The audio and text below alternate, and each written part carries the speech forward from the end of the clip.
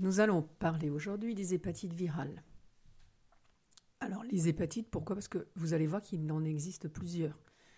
Les plus connus, évidemment, ce sont les hépatites A et B, mais il en existe d'autres, et nous allons voir lesquelles.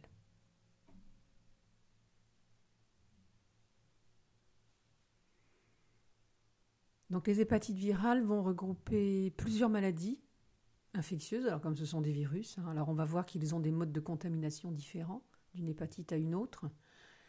Ce qui est sûr, on les appelle hépatites. Hépato, c'est la racine pour désigner le foie. Donc hépatite, c'est inflammation du foie. Donc ce qu'elles ont en commun, ces hépatites, c'est qu'elles vont toutes venir attaquer le foie d'une façon plus ou moins importante. On va voir que pour certaines, ça va carrément détruire le foie. Alors ces hépatites, elles ont en commun, elles vont commencer par une phase aiguë.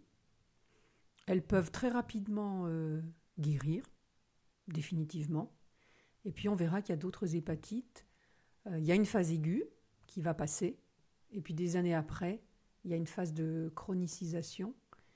Et il va y avoir une atteinte importante au niveau du foie. Une destruction progressive des hépatocytes. Les hépatocytes, ce sont les cellules du foie.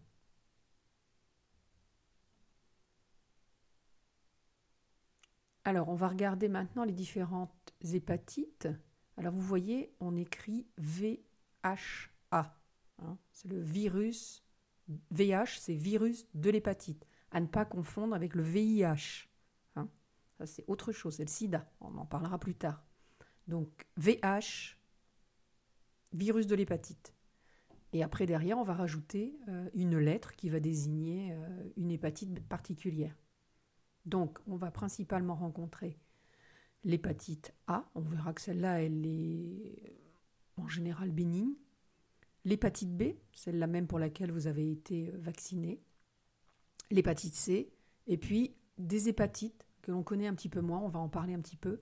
L'hépatite D ou hépatite delta et l'hépatite E. Il existerait, elles ne sont pas encore clairement identifiées, il existerait aussi encore d'autres formes d'hépatite.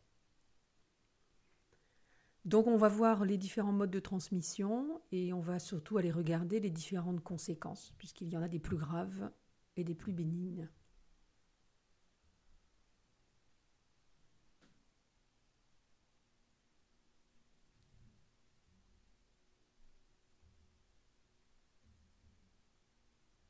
Alors, au niveau des symptômes,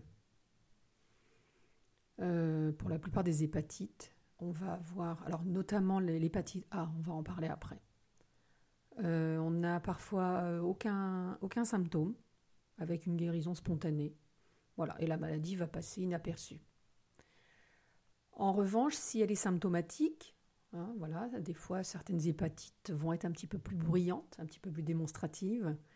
Alors, on va avoir des signes caractéristiques. Ça va commencer par un état grippal.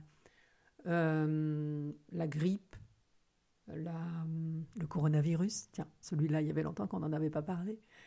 Les hépatites, dès qu'on a affaire à un virus, on a ce qu'on appelle un état grippal. C'est normal puisque c'est le corps qui se défend, le corps qui réagit. Donc vous voyez, si je vous dis fièvre, courbature, maux de tête, rien que ça déjà, ça fait penser à une grippe, ça fait penser à un début de coronavirus. Donc vous voyez, voilà, c'est le virus, c'est nos défenses qui réagissent à la contamination par le virus.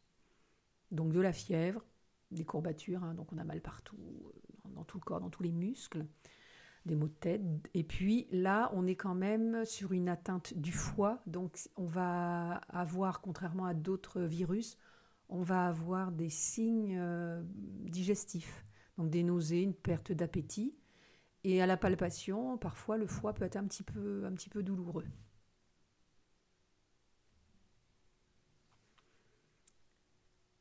Alors, quelques jours plus tard, on a un autre symptôme qui va arriver, puisque les cellules hépatiques sont touchées, sont atteintes, sont inflammatoires. Donc, du coup, il va y avoir un dérèglement. On avait vu dans l'appareil digestif que le foie, les cellules du foie, les hépatocytes, vont fabriquer de la bile qui va être collecté par des canaux, puisque c'est un rôle excréteur, hein. C'est une fonction excrétrice du foie. Donc ces cellules hépatiques vont fabriquer de la bile qui va être collectée et qui va être mise en réserve dans la vésicule biliaire. Et la vésicule biliaire, au moment de la digestion, hein, quand le chyme arrive dans le duodénum, la vésicule biliaire va se décharger à ce moment-là, parce que c'est à ce moment-là qu'on a besoin d'une quantité importante de bile pour pouvoir digérer les graisses.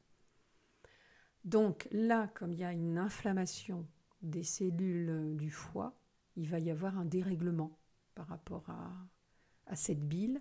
Et cette bile, parce que la bile, le foie, alors excusez-moi, je bafouille, le foie est un organe qui sert de filtre. Il va notamment filtrer le sang et surtout, c'est un épurateur du sang. Donc nos globules rouges, on l'a vu, vivent 120 jours. Au bout de 120 jours, ils vont être épurés, détruits, redécomposés en éléments chimiques.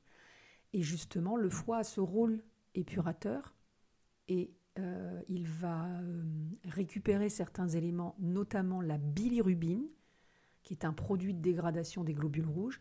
La bilirubine, il va l'évacuer dans la bile, le foie. Et la bile, elle va passer dans l'appareil digestif et c'est justement la bile qui donne une couleur marron au sel.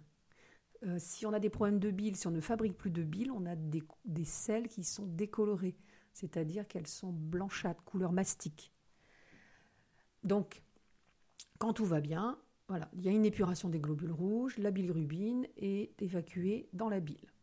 Sauf que là, on a un foie malade, on a des cellules hépatiques inflammatoires, donc du coup, le foie ne va pas ou mal remplir sa fonction d'épurateur du sang. Donc ces globules rouges-là, hein, qui vont mourir, qui vont être détruits, au lieu d'être rapidement épurés par le foie, vont rester plus longuement dans le sang. Et la bilirubine va rester dans le sang. Et cette bilirubine, qui est un pigment jaune foncé, quand il circule dans le sang, qu'est-ce qu'il va faire ? Eh bien, il va venir teinter la peau et les muqueuses. Vous avez peut-être déjà vu des gens qui avaient des hépatites ou d'autres problèmes ou des cancers du foie. C'est très caractéristique, ils ont la peau jaune verdâtre et surtout le blanc d'œil qui devient jaune. Hein, les gens qui sont atteints au niveau hépatique, on les reconnaît avec cette couleur-là. Donc cette couleur un petit peu jaune, on appelle ça un ictère.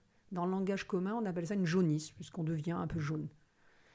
Alors, la peau, hein, en effet, la peau va devenir jaune, la conjonctive, hein, c'est-à-dire le blanc d'œil va devenir jaune aussi, et puis les urines aussi, puisque cette bilirubine qui va rester dans le sang va être évacuée par les reins, et ça va teinter les urines. Alors vous avez des urines, mais quasiment jaune verdâtre, hein, couleur, presque couleur de la bile. Hein.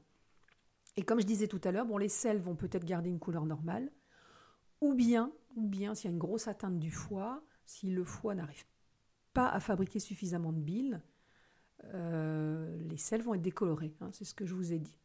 Voilà, donc tout ça, c'est vraiment, hein, la jaunisse, c'est vraiment, hein, si je récapitule, une jaunisse, c'est vraiment un signe d'une insuffisance du foie. Hein, le foie n'arrive plus à épurer, à éliminer suffisamment rapidement ces globules rouges et à éliminer ce fameux pigment qui s'appelle la bilirubine. Hein, et donc elle reste dans le sang et elle va se répandre un peu partout. Alors en plus de l'ictère, il va y avoir aussi de la fatigue. Les gens qui ont une hépatite vont se sentir pendant plusieurs semaines extrêmement fatigués. Les démangeaisons, c'est simplement la présence de la bilirubine, hein, qui vient se mettre au niveau de la peau, qui peut provoquer des démangeaisons. Alors, nous allons voir maintenant, une par une, chacune des hépatites. Alors, il y en a une qui est très connue. Peut-être que certains parmi vous ont déjà fait une hépatite A. C'est pas bien méchant. On va quand même voir que dans de rares cas, elle peut être très grave. Alors, la différence de l'hépatite A par rapport à l'hépatite B et C, qui, elles, en effet, sont un petit peu plus dangereuses parce qu'elles vont devenir chroniques. L'hépatite A, vous faites une hépatite A. Voilà, vous en guérissez, vous êtes fatigué, vous avez un peu la jaunisse, vous êtes fatigué, vous faites un peu de fièvre. Et puis au bout de quelques semaines, tout rentre dans l'ordre, c'est fini. Et en général, c'est définitivement fini, parce que normalement, vous avez fabriqué des anticorps. Et il y a peu de chances que vous rattrapiez une autre hépatite A. Alors, malheureusement, dans de rares cas, elle peut provoquer une hépatite aiguë fulminante, c'est-à-dire qu'en quelques jours, le foie est complètement détruit. Si on n'intervient pas rapidement, et la seule intervention possible quand on a une hépatite fulminante, la seule intervention, le seul traitement, c'est la greffe de foie en urgence. Si on n'a pas un foie compatible, disponible pour greffer la personne, c'est la mort assurée. C'est pas très gai ce qu'on raconte aujourd'hui. Je devrais peut-être vous raconter des choses un petit peu plus sympathiques en période de confinement. Alors, on revient à notre hépatite A. Donc, l'hépatite fulminante, heureusement, reste quand même très très rare. La plupart des gens qui ont une hépatite A en guérissent spontanément, sans problème. Alors, cette hépatite A, on la retrouve dans certains pays d'Afrique, Amérique du Sud, en Asie. Voilà, il y a des zones où elles sont plus répandues.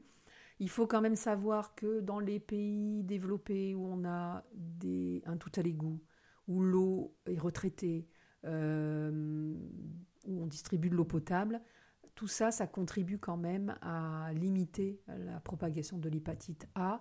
Et puis surtout, quand les gens ont la possibilité d'avoir une bonne hygiène et respectent les règles d'hygiène, du coup, ça limite énormément la propagation. Donc c'est vrai que vont être touchés des pays et certaines zones où ils ont des conditions moins favorables. On peut vacciner. Il existe un vaccin contre l'hépatite A. Je connais une amie qui travaille en crèche et en arrivant à la crèche, on lui a demandé de se faire vacciner contre l'hépatite A. Donc il y a certains lieux de travail, notamment par exemple aussi dans les cuisines, on peut demander à l'employé de se faire vacciner contre l'hépatite A. Et le fait d'avoir fait des vaccinations, eh bien évidemment, comme toute campagne de vaccination, ça diminue la prévalence de la maladie. Alors maintenant, nous passons au mode de contamination de l'hépatite A. On va voir qu'elle est différente de l'hépatite B et C. Elle se transmet principalement donc par voie orofécale ou alimentaire. Alimentaire, c'est-à-dire des aliments qui seraient souillés par des matières. Parce que le réservoir de l'hépatite A, on va la trouver dans les selles, dans l'appareil digestif, l'hépatite A. Donc c'est un virus en dehors du corps qui est très résistant, contrairement à d'autres virus. On en reparlera quand on parlera du sida. Par exemple, le sida, à l'air ambiant, est extrêmement fragile. En revanche, les hépatites sont beaucoup plus résistantes, donc plus contaminantes. Alors, le virus de l'hépatite A est très résistant en dehors du corps. Il peut être présent dans de l'eau. Je vous disais tout à l'heure que nous, en France, on a tout un réseau d'eau potable. Et tout ça, ça contribue justement, on traite l'eau. Donc tout ça, ça contribue à tuer tous les micro-organismes qu'il pourrait y avoir dans l'eau. Et malheureusement, dans beaucoup de pays encore à travers le monde, on n'a pas tout ce système de réseau potable. Donc tout ça, ça peut être propice à développer et à stocker, garder en réserve ce virus de l'hépatite A. Donc par l'eau, par les aliments souillés, et puis évidemment par des personnes qui seraient porteuses de l'hépatite A et qui auraient une mauvaise hygiène de leurs mains après être allées à la selle. Donc vous imaginez derrière la propagation.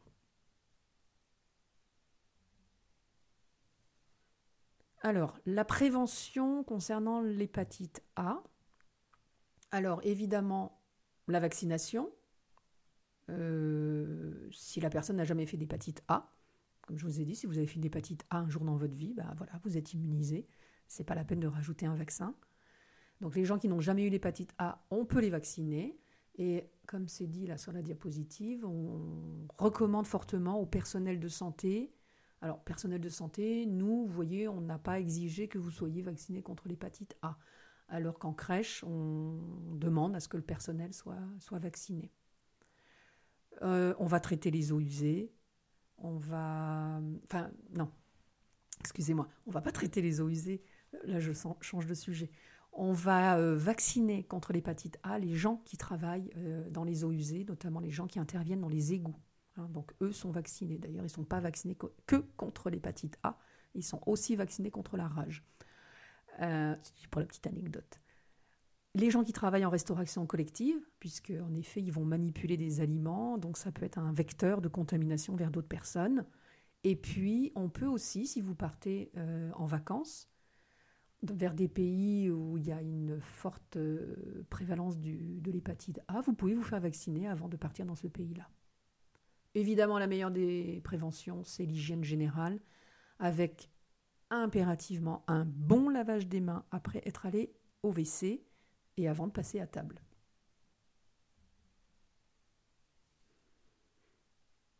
Donc, si vous vous rendez en vacances, dans des pays où il y a une forte présence de l'hépatite A et que vous ne l'avez jamais contractée ici en France, voilà, il y a quelques petites mesures à prendre pour éviter d'être contaminé, notamment consommer de l'eau en bouteille. Alors, l'eau en bouteille, dans certains pays, elle est fortement recommandée, pas que pour l'hépatite A.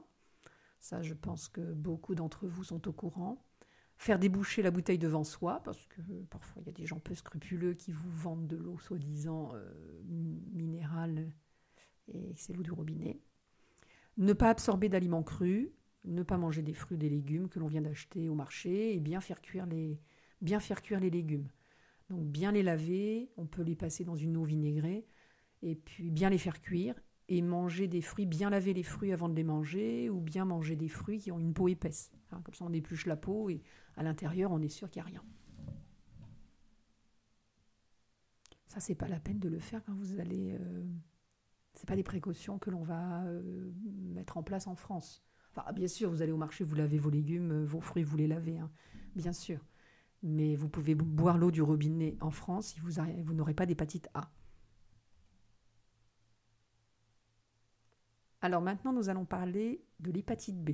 Alors celle-là, le problème, c'est qu'elle peut devenir chronique et réapparaître des années après. Vous faites une phase aiguë et puis des années après, voilà, il y a une chronicité, il y a une atteinte progressive du foie et ça peut évoluer dans un premier temps vers une cirrhose ou vers un cancer du foie. Alors c'est un problème de santé publique très important dans le monde, l'hépatite B. Nous, on a depuis des années des campagnes de vaccination contre l'hépatite B. Donc, on arrive quand même à limiter ce genre d'infection. Sachez, je vais quand même vous expliquer, alors bon, ça n'engage que moi, je vais quand même vous expliquer que, justement, comme c'est un fléau mondial, hein, puisque là, vous voyez dans la diapositive, on explique qu'il y a à peu près 350 millions de cas dans le monde d'hépatite B, sachant que tout le monde ne va pas... la chronicité va intervenir des années après. Donc, comme c'est une priorité mondiale, hein, de traiter et d'essayer d'éradiquer cette hépatite B, on essaye de produire beaucoup de vaccins et on fait énormément de campagnes de vaccination contre l'hépatite B dans les fameux pays, hein, comme on l'a vu tout à l'heure, dans les fameux pays où il y a encore une présence importante, hein, d'hépatite. Tant et si bien qu'on a des laboratoires pharmaceutiques qui produisent des vaccins contre l'hépatite B en grande quantité, mais ces vaccins partent principalement dans les pays où il y a une forte prévalence de l'hépatite B, hein, pour essayer de vacciner les gens. Et du coup, il se trouve qu'en France, parfois on est un petit peu en rupture de stock, ce qui est quand même bien dommage pour nos futurs professionnels de santé. Vous savez très bien, vous avez certainement, parmi vous, il y a certainement certains élèves qui ont eu du mal à trouver des injections, des vaccins, hein, ne serait-ce que dans les pharmacies de ville. Bon, voilà, c'était pour la petite histoire. Vous expliquer que c'est pas qu'on n'en produit plus, c'est que ça part dans des zones où il est vraiment important de vacciner les gens contre l'hépatite B. Alors, la meilleure des préventions, évidemment, c'est le vaccin. Parce que il est plutôt bien toléré, il est plutôt assez efficace, hein, et quand les gens sont vaccinés, alors il y a des gens qui sont rebelles, ça arrive, Certains parmi vous ont eu 3 injections contre l'hépatite B et quand on fait une sérologie, ça ne prend pas. Voilà, ça c'est le système immunitaire. Chacun a son propre système immunitaire. C'est bien ce qui explique que actuellement il y a des gens qui se prémunissent bien du Covid-19 et puis d'autres qui malheureusement ne vont pas s'en remettre. On n'est pas égaux. Sur le plan immunitaire, on n'est pas égaux. Donc c'est vrai que certaines personnes, malgré 3 injections de vaccins contre l'hépatite B, n'arrivent pas à développer des anticorps. Voilà. Donc on vous préconise en effet d'éviter de travailler dans des services où il y a souvent des patients atteints d'hépatite B. Hormis ces quelques cas qui restent quand même très isolés, la plupart des gens supportent bien ce vaccin et ça marche plutôt bien. On arrive vraiment à bien s'immuniser contre l'hépatite B. Alors parlons maintenant du mode de contamination du VHB, du virus de l'hépatite B. Il va se transmettre, alors vous avez vu par rapport au A, lui se transmet par le sang et ses dérivés, tous les produits dérivés du sang. Donc ça peut être par transfusion sanguine, bien que maintenant, depuis longtemps, depuis des années, on teste les culots de sang. Dans les pratiques à risque, chez les personnes les usagers de drogue, du matériel qui serait mal nettoyé, dans des endroits où on fait du tatouage et du piercing. Donc si ça vous intéresse de vous faire tatouer et percer, faites bien attention à ce que la personne utilise du matériel jetable à usage unique. C'est extrêmement important parce que vous pourriez être contaminé même par toute autre chose qu'une hépatite B. Et puis, autre grand mode de transmission, voie sexuelle, par les rapports sexuels. L'hépatite B se transmet aussi essentiellement par cette voie-là. La salive, alors plus ou moins, la salive, s'il y a présence de sang dans la salive. On se brosse les dents, les gencives saignent. En effet, si vous êtes en contact avec une salive, avec du sang de quelqu'un qui a l'hépatite B, vous pouvez l'attraper si vous n'êtes pas protégé. Et malheureusement, le placenta laisse passer l'hépatite B. Par exemple, le sida ne passe pas la barrière placentaire, mais l'hépatite B, oui.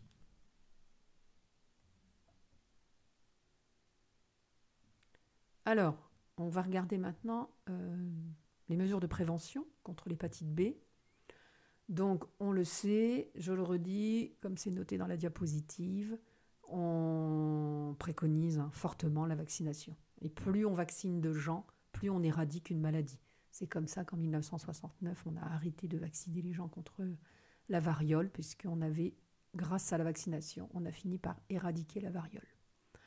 Voilà, donc c'est important finalement que l'on vaccine un maximum de personnes si on veut éradiquer une maladie. Donc pour l'hépatite B, en effet, la meilleure des préventions, c'est la vaccination. Elle est obligatoire pour tous les professionnels de santé. C'est pour ça que si vous êtes réfractaire pour des raisons médicales et que vous ne pouvez pas être vacciné contre l'hépatite B, ça pourrait compromettre votre... déjà par rapport à votre formation, on est obligé de vous vacciner. Alors après, vous répondez, vous ne répondez pas, on ne va pas vous empêcher de continuer votre formation et travailler, mais vous devez vous soumettre de toute façon à 3 injections. Si je ne dis pas de bêtises, je pense que l'infirmière de la médecine du travail a dû vous expliquer ça mieux que moi. Alors évidemment, on le conseille pour les personnes à risque, très tôt chez les nourrissons, pour les petits qui vont aller en collectivité, en crèche, souvent c'est recommandé. Si ça n'a pas été fait au jeune âge, c'est bien aussi de vacciner les adolescents parce que ils vont commencer leur premier baiser et puis progressivement leur premier rapport sexuel et parfois ils ne prennent pas toujours les bonnes mesures pour se protéger. Évidemment, si vous avez un partenaire, un mari, un compagnon qui a l'hépatite B, il faut que le partenaire se vaccine. Et puis voilà, on a des gens plus fragiles, les insuffisants rénaux, les hémophiles, les polytransfusés, des sujets ayant des partenaires multiples, les personnes usagées de drogue et les personnes qui vont voyager dans des zones endémiques, c'est-à-dire les zones où il y a encore une forte présence de l'hépatite B. Voilà, donc vous avez toute une liste de personnes qui sont à risque, chez qui on va fortement conseiller la vaccination. Alors, toujours en matière de prévention, il y a aussi d'autres mesures préventives que le vaccin. Évidemment, alors ça avait été mis en place. On a même instauré depuis quelques années des salles de shoot pour les toxicomanes. Ça fait un peu polémique. Il y a des gens qui sont pour, il y a des gens qui sont contre. Bon, après, ça permet à ces gens-là d'utiliser leurs drogues et leurs seringues, de les jeter dans des containers sécurisés. Voilà, ça permet quand même de sécuriser tout ça plutôt que de se retrouver avec des seringues dans les jardins publics. C'est un petit peu embêtant. Quand votre enfant va jouer au bac à sable et vous ramène une seringue, c'est un petit peu embêtant. Voilà, donc comme je disais tout à l'heure, pareil, les magasins ils font des tatouages, des piercings. Si vous allez dans ces endroits-là, assurez-vous qu'il y a bien utilisation de matériel à usage unique et que la personne qui va vous faire le piercing ou le tatouage se fait une bonne friction hydroalcoolique et met des gants avant de faire son travail. Le dépistage aussi régulier pour les personnes qui sont à risque. Donc ça c'est bien de faire des dépistages réguliers. Et puis évidemment, utilisation de matériel de toilette personnel, tout ce qui est rasoir, brosse à dents, voilà, ça doit rester à usage unique. Et puis le port de préservatif, si on va batifoler ailleurs, on ne ramène pas l'hépatite B à son ou à sa partenaire. Voilà, à bon entendeur. Passons maintenant à l'hépatite C. Alors celle-là aussi, elle peut devenir chronique.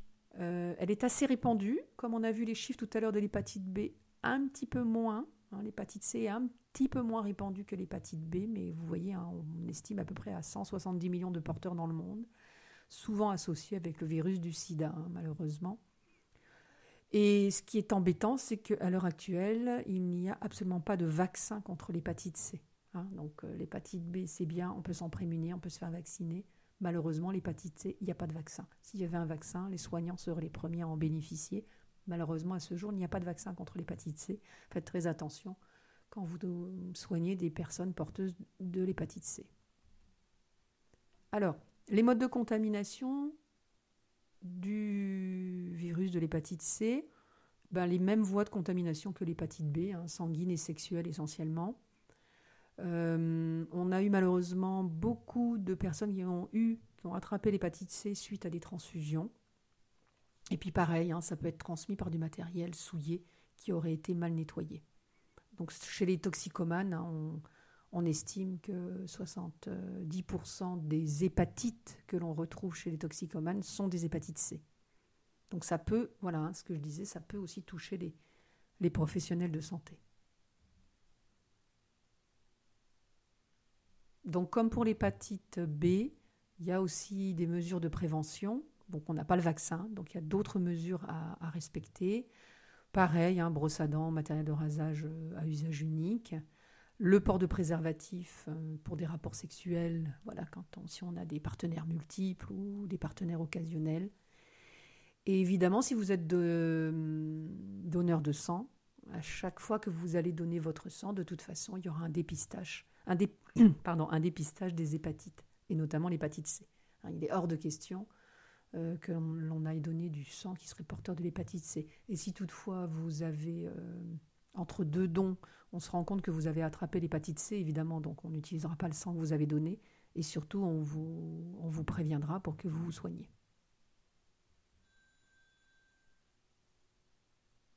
Alors, maintenant on va parler d'une autre hépatite, moins répandue, souvent moins connue, l'hépatite D. Alors, cette hépatite D, c'est un petit peu la mauvaise association avec l'hépatite B, elle marche de concert avec l'hépatite B. Et celle-là, elle est beaucoup plus grave. C'est finalement, si vous n'attrapez que le virus de l'hépatite B, vous en sortirez mieux que si vous associez le B et le D. Pareil, par contact avec le sang ou par les rapports sexuels, même mode de contamination. Et la prévention, si on vous vaccine contre l'hépatite B, on vous protège aussi un petit peu contre l'hépatite D. Toujours les mêmes mesures de prévention, mesures d'hygiène simples, préservatifs, utilisation de matériel à usage unique, utilisation de matériel personnel, rasoir, brosse à dents, et j'en passe. Alors il y a une autre hépatite aussi, l'hépatite E. Elle est peu fréquente en Europe, c'est pour ça qu'on n'en parle pas beaucoup. Mais elle se transmet comme l'hépatite A, avec le porc notamment comme porteur intermédiaire. Contamination par voie entérale, donc on retrouve le même mode de contamination que l'hépatite A. Parce que si vous avez l'hépatite E, le virus va être très très présent dans les matières fécales. Donc ça nécessite les mêmes mesures de prévention que l'hépatite A. Et on va déconseiller aux femmes enceintes de partir dans des zones endémiques où on sait qu'il y a l'hépatite E. D'autant que ça peut avoir une incidence grave en fin de grossesse chez la femme. Quand on est enceinte, voilà, on ne se balade pas à droite et à gauche dans tous les pays du monde. On reste chez soi tranquillement et on prépare la chambre du bébé. Voilà, point barre. Voilà, donc maintenant si on récapitule le mode de transmission des hépatites, 3 grands modes de transmission. La voie digestive, on l'a vu pour l'hépatite A et pour l'hépatite E. En revanche, pour l'hépatite B et C et D, on va être sur la voie sanguine et la voie sexuelle. Donc, important de connaître les modes de transmission, puisque de là vont découler des mesures spécifiques de prévention. Alors voilà, je vous disais qu'il existe d'autres formes d'hépatite. On en a découvert d'autres. On parle d'hépatite de type F et G. Bon, voilà, pour l'instant, on ne connaît pas bien et je ne pourrais pas vous en dire davantage. Mais peut-être qu'à l'avenir, la recherche continue, on va peut-être identifier d'autres formes. Et il semblerait, comme l'hépatite D avec l'hépatite B, il semblerait que des fois, il y ait des associations comme ça de plusieurs virus qui pourraient avoir des conséquences parfois plus fâcheuses si on cumule plusieurs hépatites. Alors maintenant, on va parler de l'évolution des hépatites. Pour la A, la E, voilà, on a une fatigue persistante pendant quelques ou plusieurs semaines, ça peut aller jusqu'à 3 mois. Et vraiment, dans la plupart des cas, elle va guérir spontanément. Voilà, faut prendre son mal en patience, ça va passer. Par contre, on n'oublie pas que dans le cas de l'hépatite A, on peut avoir de façon très exceptionnelle des hépatites fulminantes. Mais voilà, la A, la E, on est en bonne santé, une hépatite qui est bénigne. Dans le cas du virus de l'hépatite B, on a quand même dans 90% des cas une guérison. Donc vous pouvez avoir la phase aiguë de la fièvre, un ictère, de la fatigue et tout ça, et la personne va guérir après. Alors on verra après les traitements que l'on peut donner pour les gens qui ont une hépatite B ou C. Donc dans 90% des cas, donc c'est quand même énorme, 90% des cas, les gens vont guérir spontanément. Malheureusement, 10% des personnes qui auront attrapé une hépatite B vont avoir une hépatite chronique, c'est-à-dire que ça va évoluer vers une cirrhose ou un cancer du foie. Plus rarement, on peut aussi avoir dans le cas de l'hépatite B une hépatite fulminante, voilà, comme je vous disais, qui va détruire totalement le foie en quelques jours ou en quelques semaines. Donc ça nous laisse un laps de temps très court pour trouver un greffon.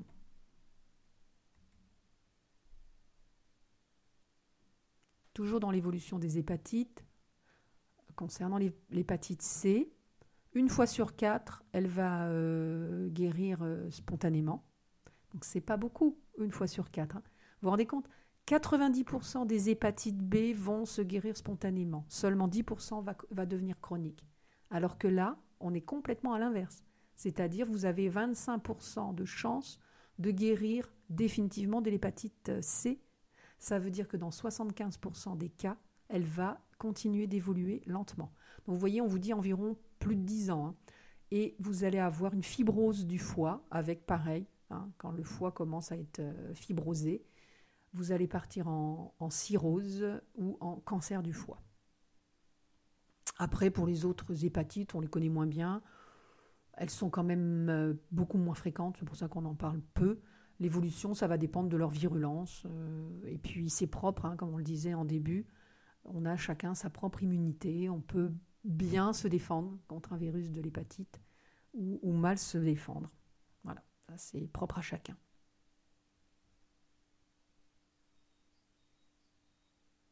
Alors, on va parler maintenant des traitements des hépatites. Alors, l'hépatite, ça atteint le foie. Vous l'avez bien compris, hein. Même dans les formes bénignes, même si vous guérissez spontanément, il n'empêche que dans la phase aiguë, dans la phase de contamination, vous allez avoir une atteinte hépatique. Même si, heureusement, dans la plupart des cas, vous allez vous en remettre. Donc, ça veut dire que quand on a une hépatite, c'est clair, c'est net, on évite toute substance qui peut être hépatotoxique. Il y en a une qui est bien connue, c'est l'alcool. L'alcool, même quand on est en bonne santé, même quand vous buvez 2 verres de vin le soir, comme ça, lors d'un repas, on le sait, on détruit des cellules hépatiques à partir du moment où on consomme de l'alcool. Le problème, c'est que... Enfin, elles se régénèrent, les cellules hépatiques, donc vous pouvez boire de l'alcool de temps en temps, même si cette petite consommation d'alcool détruit des cellules hépatiques, elles vont se régénérer, hein, les cellules. Le problème, c'est que les gens qui consomment énormément d'alcool, à un moment donné, ils détruisent plus vite les cellules du foie qu'elles ne sont capables de se régénérer. D'où la cirrhose de la personne alcoolique. C'était une petite parenthèse. Ne pas oublier que le paracétamol est hépatotoxique. C'est un médicament qui est très bien toléré, certes. Quand on a une insuffisance hépatique, quand on a une hépatite, on ne prend pas de paracétamol. Hors de question, vous aggravez le mal. Le foie supporte pas très bien le paracétamol. Alors si vous avez une hépatite A, une hépatite E, une hépatite B ou C qui est en phase aiguë ou débutante, il n'y a pas de traitement spécifique. Voilà, on va laisser le corps se défendre tout seul. Quand on est en phase d'hépatite B active, c'est-à-dire que si malheureusement vous ne faites pas partie des 90% des gens qui vont se soigner, guérir spontanément de l'hépatite B, que vous restez en hépatite B active, on peut utiliser de l'interféron pour éviter justement que cette hépatite passe en hépatite chronique. Voilà, donc vous avez une hépatite B en phase aiguë, on va vous donner de l'interféron, ce qui diminue le risque de passer en hépatite chronique. Alors l'interféron, c'est quoi ? Je vous la fais très vite. On en produit naturellement. Notre système immunitaire produit naturellement ce qu'on appelle des cytokines. C'est une substance qui va aider à lutter et à détruire les agents pathogènes, les bactéries, les virus. Voilà. Donc naturellement, nous fabriquons de l'interféron. Nous fabriquons naturellement cette substance. Maintenant qu'on connaît bien justement ce système-là, on en fabrique de façon artificielle. On va donc donner de l'interféron en supplément. Voilà, on va charger notre corps avec plus d'interféron. On va en donner un petit peu plus, ce qui va permettre à notre corps, à notre système immunitaire de mieux se défendre et de mieux détruire le virus de l'hépatite. Toujours dans le traitement des hépatites, pour les hépatites C qui sont actives, donc, on va donner aussi l'interféron et on va rajouter aussi un antiviral. Un antiviral, c'est vraiment un médicament spécifique qui lutte contre les virus. Vous verrez quand on parlera du sida, on utilise aussi des antirétroviraux et des antiviraux. Et comme je vous le disais, voilà, en cas d'hépatite fulminante ou lorsque le foie est complètement fibrosé, complètement cirrhosé, le seul espoir de guérison, c'est la greffe de foie. Voilà, c'est le seul moyen de pouvoir sauver la personne. Alors, malheureusement, dans les greffes du foie, qui greffe-t-on du foie ? Les personnes qui ont une cirrhose, dans le cas d'une cirrhose alcoolique. Et malheureusement, les chiffres le prouvent, on a de meilleurs résultats à faire des greffes de foie chez les personnes qui ont détruit leur foie en consommant de l'alcool, parce qu'on leur met un nouveau foie. Alors évidemment, si elles se remettent à boire, elles vont redétruire le greffon, ça c'est clair, mais si elles sont abstinentes, on leur met un nouveau foie et tout se passe bien. Le problème, c'est que quand on greffe un foie à quelqu'un qui a détruit son foie à cause d'une hépatite C ou d'une hépatite B, le problème, c'est que les résultats sont moins bons, la prise est moins bonne, et puis surtout, c'est que parfois la personne est encore porteuse de l'hépatite B ou de l'hépatite C et va à nouveau détruire le nouveau foie qu'on lui a greffé.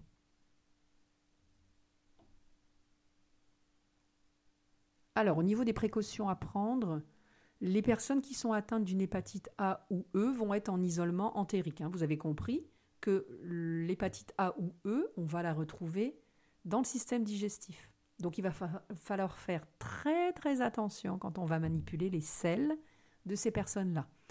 Donc, ça, le lavage antiseptique des mains en début, en fin de soins, j'ai envie de dire ça, c'est simplement des précautions standards que l'on prend avec tout patient.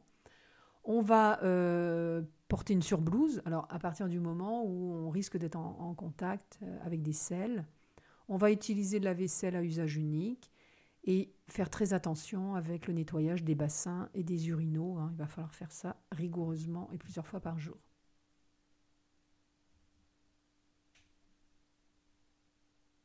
Toujours dans les précautions à prendre.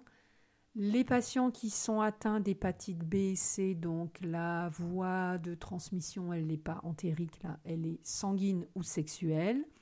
Normalement, vous n'êtes pas censé avoir des rapports sexuels avec vos patients, normalement, donc il n'y a pas de risque.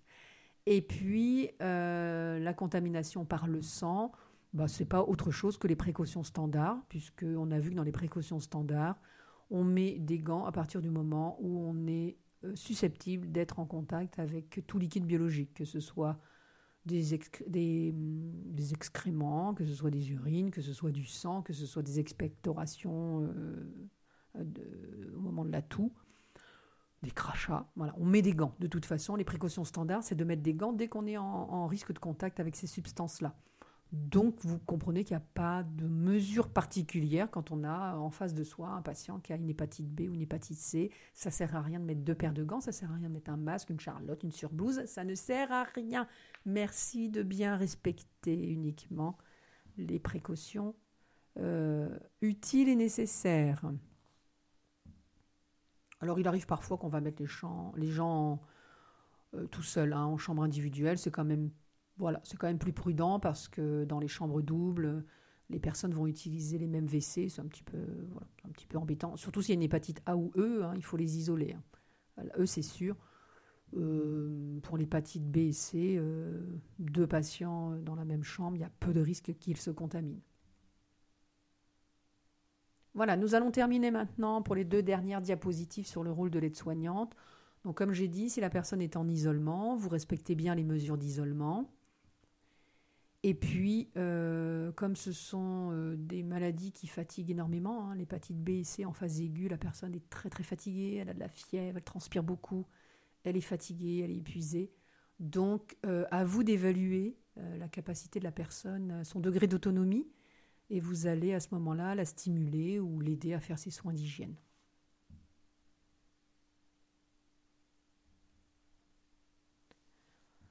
Au niveau de votre rôle d'aide-soignant, il va falloir faire attention au niveau de l'appétit. Parce que, déjà, quand on est grippé, fatigué, courbature, fièvre, fatigué, on n'a pas très faim, on n'a pas très envie de manger. Et en plus, il y a une atteinte au niveau du foie. Donc, on a les fameuses nausées, vomissements. On n'est pas très bien sur le plan hépatique. Donc, ça peut encore aggraver les pertes d'appétit. Donc, faire attention, l'élaboration des menus, faire en sorte de leur faire manger des choses qui leur conviennent, qui leur donnent envie, éviter les aliments qui pourraient les écœurer. Et enfin, comme quand la personne va être en isolement, et ça c'est valable pas uniquement dans les cas d'hépatite, pensez aussi que les personnes qui sont en isolement, on a tendance à ne pas aller les voir souvent, ce qui est aussi une préconisation, on regroupe les soins. On évite les allées et venues chez les patients qui sont en isolement. Mais donc, il faut faire très, très attention par rapport à l'isolement sur le plan psychologique, parce que les personnes se sentent parfois vraiment très, très seules dans leur chambre. Donc il faut être attentif aussi à ça, hein, qu'elle ne soit pas trop déprimée et isolée. Voilà, nous nous arrêterons là pour les hépatites. Donc si on récapitule, la A, la E, elles sont quand même très bénignes. Elles sont à contamination au niveau des selles. Donc les mesures d'hygiène, c'est surtout le lavage des mains après être allé à la selle et avant de passer à table. Voilà, les mesures sont essentiellement là. Mais je le répète, voilà, ces hépatites A, E ne sont pas si dangereuses que ça. Concernant l'hépatite B et C, il faut retenir que ce sont des hépatites beaucoup plus dangereuses parce que dans certains cas, elles peuvent devenir chroniques et plusieurs années détruire le foie. Et que le mode de contamination des hépatites B et C, c'est la voie sanguine et sexuelle. Donc il faut prendre les précautions utiles et nécessaires. Voilà ce qui est essentiel à retenir dans ces hépatites. Et vous comprenez maintenant pourquoi il est important que l'on vous vaccine contre l'hépatite B. À bientôt pour un prochain cours.